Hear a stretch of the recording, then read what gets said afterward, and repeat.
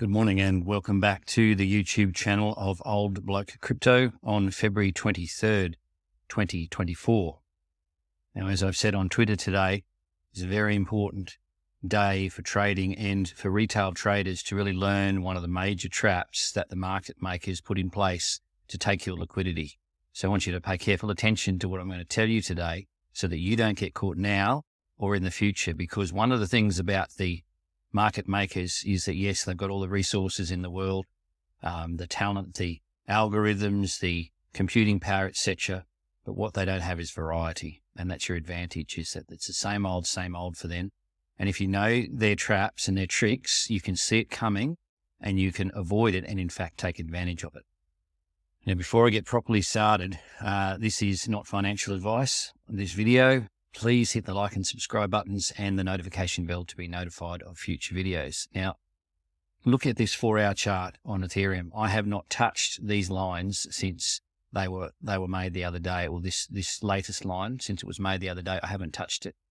Now look where the spikes, the wicks, are coming into exactly to that line. Am I Jesus Christ II? No, I don't know everything, but let me tell you, I know the way they behave. So let me walk you through it. This is the market makers I'm talking about. Okay. All right. We topped out. This is yesterday because we're an hour and 15 minutes after the close. It topped out at 30.43. I had my stop, my take profit stop at 30.45. So my take profit stop has not been triggered. Boo-hoo for me, but that's okay because it will be triggered and it won't take too long for it to happen. So anyway, so you see these wicks here, classic behavior by the market maker. So they're testing the resistance here and forming a range. Yes, indeed. You think, oh, that's natural behavior by forming the range. No, it's not. And I'll show you how it's not natural behavior on this next chart. Now, if you know what you're looking at here, this is opportunity for the retail trader. You think, what is it? Why hasn't the market maker taken out this liquidity? Well, we're on the 3-day Ethereum chart on Binance. Have a look at this. Had this big liquidity pool. Look at this, 323 million and so on. Huge amount of money of shorts that has been liquidated, and yet it stopped. Why did it stop? Do you see that? 30.43. Remember I said to you I had my stop at 30.45. Why has this left behind? Why didn't they just blow through it to the top at 30.55? Now, by the way, I've moved my take profit stop to 30.55. The reason is because the market maker wants you, the retail trader, to go, oh, we've reached the top of this range. I'm going to place a short. So you'll see this band will be thickening over the 12-hour period time frame. We have a look at that. It'll be steadily thickening as people are drawn into placing shorts up here. Now, this is not paranoia. It is just the way they work. And when you see this, you know what's going to happen. Okay, so more and more people are going to come in here because people are unwary, unwise, new to the game. And they're going to add their shorts here. Look at this. There's $327 juicy million worth of shorts built up here, and 314 million. It's just a huge amount, nearly $1 billion worth of shorts that are sitting there. Do you think the market maker is going to miss out on them? No way, Jose. He's going to come after them. And so when you see a pattern like this where it stops, the liquidation event, see how this candles come up and then this wick up here. When you see that and it stops partway through one of these yellow bands, you know that the market, and then reverses, you'll know that the market maker is coming back for that. So keep that in mind. So as I said, my stop, what you do is up to you. My stop is 30.55, my take profit stop based on this. So let's have a look-see at the 12-hour and look at this here. 30.49, 30.50, 30.51. Not a lot of liquidity building up that has built up in that.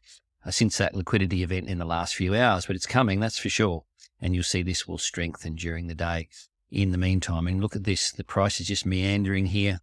The market maker is waiting for impatient retail traders to take a position before he goes whammo and moves. Now, have a look down here. See this yellow band here? Around the 29.50, shall we say. Keep that in mind as well. 30.50, 29.50. And also for added confluence, this is on the 1-week chart. Keep in mind 28.50. So it's about 28.60 through to 28.50. So 28.50, 29.50, and 30.50 as far as ranging goes. So keeping those numbers in mind, 28.50, 29.50, and 30.50, I've just put them on this chart, this live chart right now, and you'll see what I mean here. So the market maker wants to induce you, and hoping that you're going to be an impatient retail trader, to go and take a position here while he's fiddling around with the price, and he'd love you to take that price, take that short up here at that 30, we'll say 30.50, although we only got to 30.43, the range top. And so you'll see here is the range bottom around that 28.50 level. Now, what to do? Well, it's really simple. Don't do anything. Wait. You see this, and it might sound not really profound and not what you'd like to hear, but sometimes the best thing to do is wait, because that price is going to come back up and take that liquidity I showed you on that heat map back up here at the 30.50. But when is it going to do it? Well, that's up to the market maker. But in the meantime, don't be caught by placing a short up here. Now, just be aware, the market maker could, you see this is on the combined, the cumulative liquidation map. You'll see there's a big gap down here. Now, it's easy for price to move through that gap. This is on the 1 day or 24-hour chart, and there's a lot of liquidity down here. So he could come and he could make price come down and target this area down here. Sure, he could. But as I've shown you on the heat map, there is a big draw to the upside, and he hasn't finished with the upside. So even if he comes down here and takes out that liquidity, you can see these big spikes here, up here, to 29.50. That doesn't mean he's going to continue on right down here, down to 28.50. Certainly he could, but the fact that, and I keep coming back to that he's left that step pattern on the liquidity heat map means that he is coming shortly for that. He's just waiting for the shorts to build up. So, as I said, it could come down here, but there's also plenty of liquidity to the upside as well. And there's that 30.50 odd level that I've said to you is the draw for him to the upside. That step of liquidity, nearly $1 billion left behind, and there's plenty of wicks there, as you can see.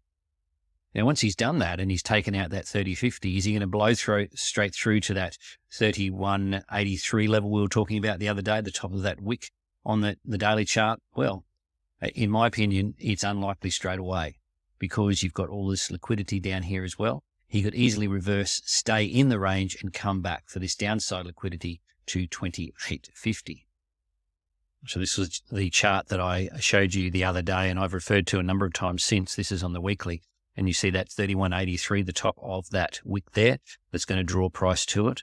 But as I said, there is a lot of liquidity to the downside, so we may well stay in the range, and after we've taken out that 30.50, quickly reverse and take out that down to that 28.50 level if he's really serious. And we're overdue for a bit of a correction, absolutely.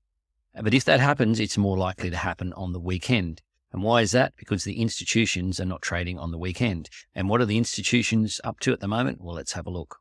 Just have a look at these TradFi indices. The VIX has come right down by 5%. The S&P, well, all-time highs, 50.87. The Nasdaq's ripping 2%, 3%. This is TradFi markets, don't forget. That's huge for them.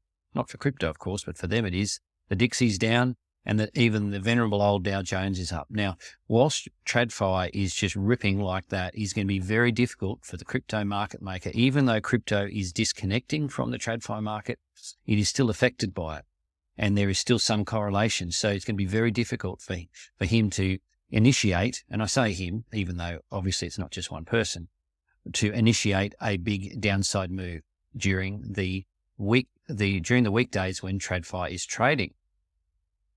And just as an aside on this chart while I'm here, you'll see these big levels here, liquidity levels, that's 30.37, roughly correlating to the heat maps, and down here at 28.66, again, roughly correlating to that 28.50 level. And you'll see here the parabolic stop and reverse, and it's indicating a range here. It's bouncing around here, these blue crosses, bouncing around, very much indicating, confluence indicator that we are in a range right now. And looking at King Bitcoin, without drawing the levels on the chart itself, you can see the top of this wick here, which is at 49,000 right there.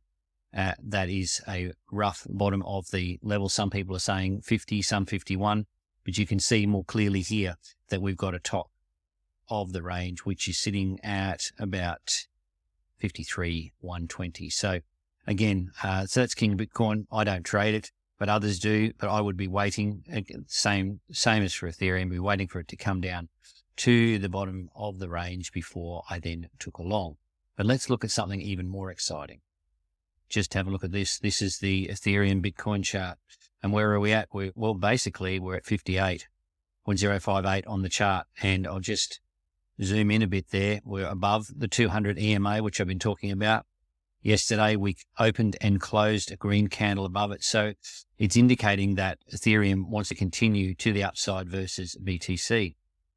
Now, you can always get caught like this is a deviation. And as I've said to you before, when you have a deviation like this, usually you don't get two in a row. Usually what happens is that you'll have that first deviation, and the second time you see this pattern, it then continues on to the upside. Now, there's no truism, 100% truism in crypto, just like TradFi, but it's something to keep in mind, and we trade the charts. And so for what the data puts in front of us. So this is indicating that Ethereum is going to continue to the upside. And then you remember the fundamental side of things, which is Denkun upgrade on the 18th of March, for example, and all of the hype that's going on around that. It's a real event, but there's a lot of hype going on before that, and that's really only 3 weeks away. So that also does contribute to it, but we're not so much looking at that as the data. So that's data is suggest more upside versus BTC and also versus USD for Ethereum. So just one final reminder, don't place a short, not yet. Wait, the price is going to come up here and take that 30-50 level. I've got my take profit stop for my existing long position at 30.50. When I take my stop, I'll immediately replace it with a placeholder long of 10 ETH in case price does continue to go to the upside. Will I be placing a short there? No, I will not, because of the market that we're in. And you can see Ethereum wants to continue on to the upside. I'm quite happy from a trader perspective if it comes down and hits that 29.50 level or that 28.50 level. At both of those levels, I will be adding Ethereum to my long position. You bet your life I will be. And I've got the margin so that if it continued on down, say it went down to this prior yearly high, which is the bottom of the previous range that we're in, okay, if we get down to that 27.20, I'll be adding to my long position, absolutely. And that's the way it's going. So no shorts for me. You do you, but very shortly we're going to see that 30.50 come into play, because that's just how the market maker does things. And when it does happen, when you see that happen, just remember that there is nothing new that the market makers do. They have lots, like I said, lots of power, lots of resources, but they are not inventive. They use the same tricks and tactics over and over again, and you can play them at their own range. So keep me posted how you go, and I will certainly be updating on Twitter how the price evolves and when the take profit events happen. Have a great day. Hope you trade well and safely, and I will talk to you, being Friday here in Australia, I will talk to you again on Monday.